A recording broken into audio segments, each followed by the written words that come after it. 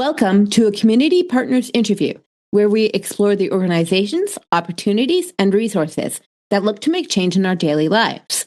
I'm your host, Lilly Cereghini, and you're listening to Voices for Ability Radio, all abilities, all the time. Today, I'm joined by Brandon Rabideau, who is the Executive Director for Conway Workshop Association.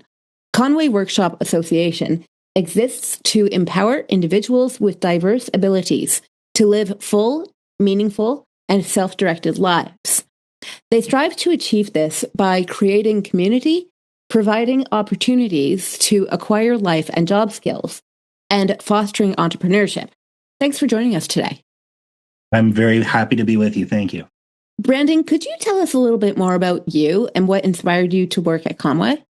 Yeah, it's a great question. So I come to this role, it's pretty recent for me. I've been here for about 4 months now. We're located in Digby, Nova Scotia. So for those familiar, that's a smaller place than I was in before. I was in Dartmouth, Nova Scotia before, and in Ottawa, Ontario before that.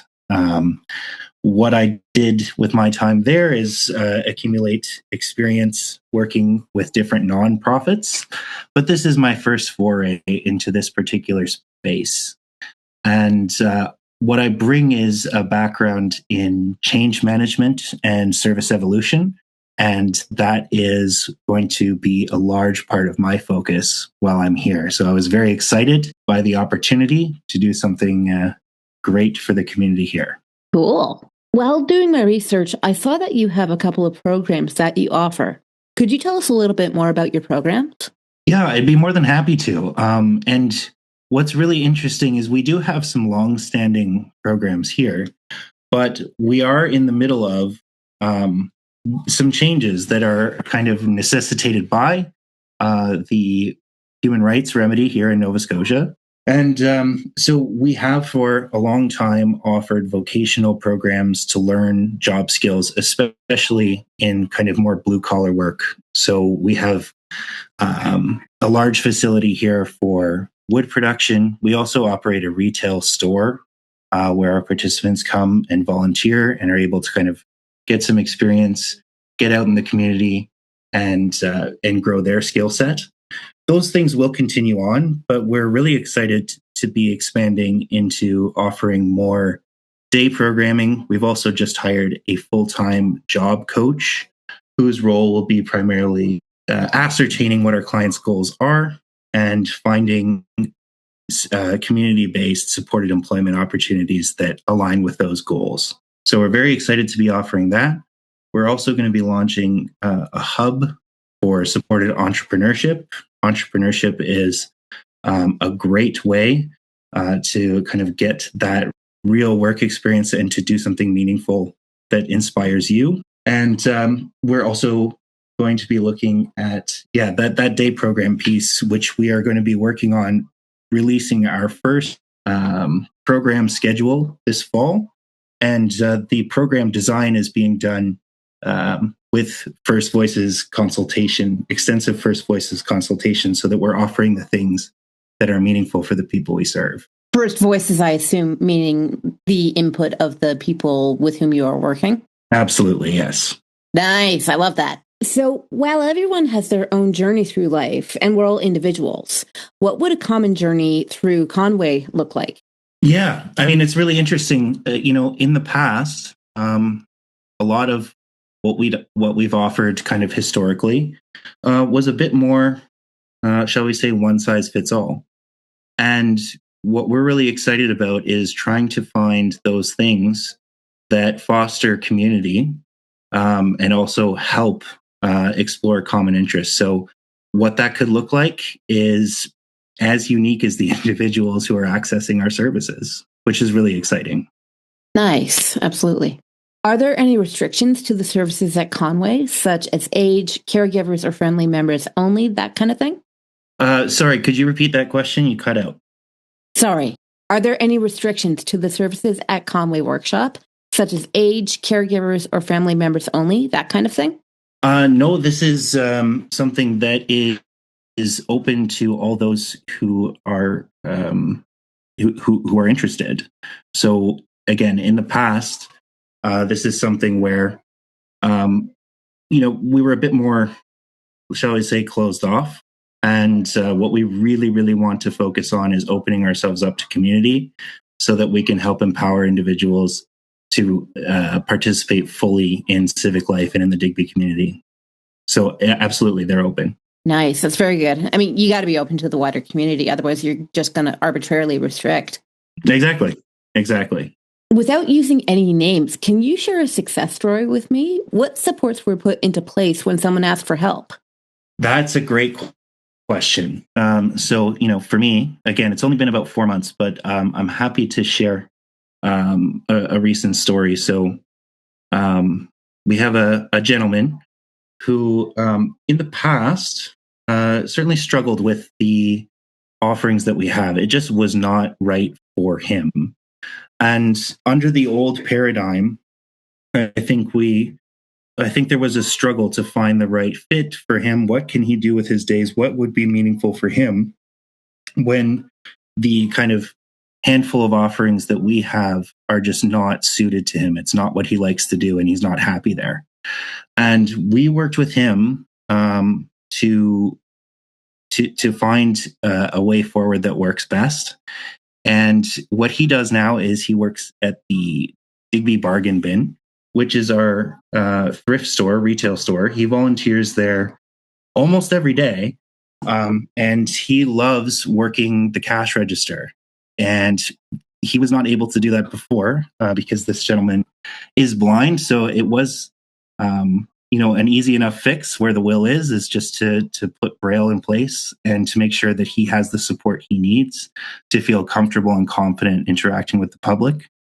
And I recently got to have the chance to sit down with him, and he told me that he's so glad he's found a home now at the bin, which was really moving for me.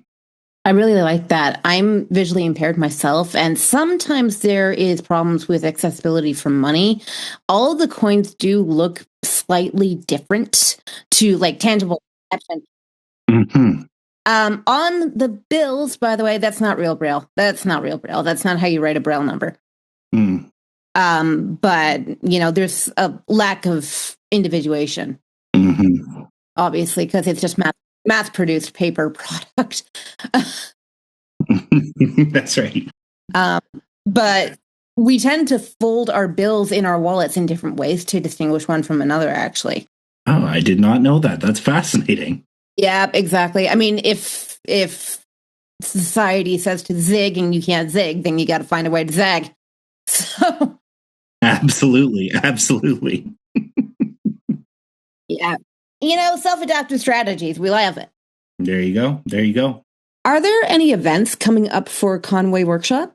Yeah, absolutely. So we are having we're calling it a giant community yard sale. So we will be at the Digby Fire Hall on July 18th. And that is a great occasion. We have several of our clients who will be showcasing some of their own work, as well as vendors from the broader community selling their wares as well. We'll be offering games and a barbecue. It is going to be a really, really fun event. And that's, again, July 18th at the Digby Fire Hall. And that'll be pretty much all day, I think, until about 2:00. Oh, nice. Very good.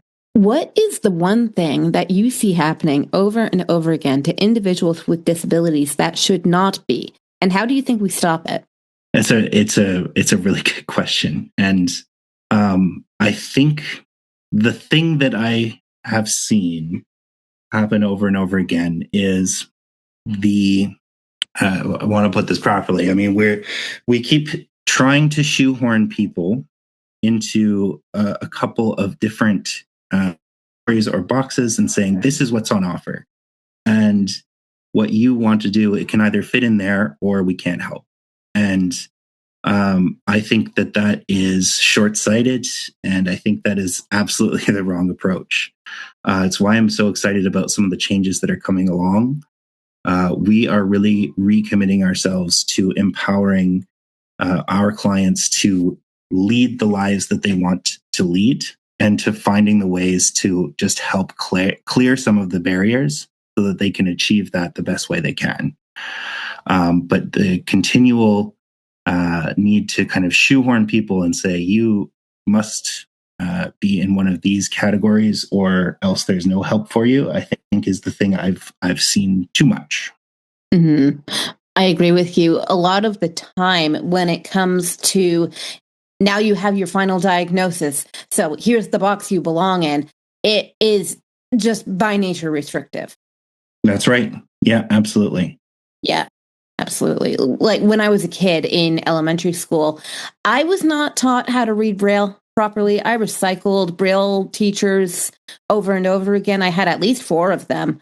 And the last one, though, he sat me down. He did it with me properly, but it was never enforced. I was made to read large print because it looked more normal to be reading a print book through struggling than to be reading Braille fluently, not struggling. Because Braille doesn't look like print.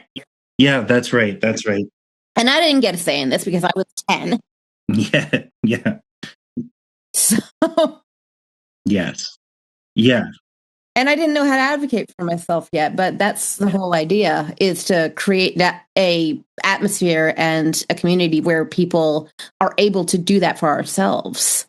That's right. And it really, I mean, when you look at what's going on in our province specifically, it's really exciting because the core of the remedy is paradigmatic rather than programmatic.